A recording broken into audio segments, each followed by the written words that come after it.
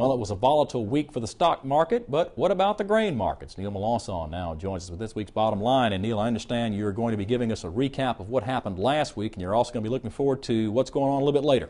I do, Mike. We've seen some pretty wild swings in the market this past week. It started with the news that the U.S. had planted 50% of this year's corn crop already, the fastest planting pace ever, more than double what a normal year is like. Now, while the thought of all that corn did depress prices, some news about China buying corn shot those prices right back up again.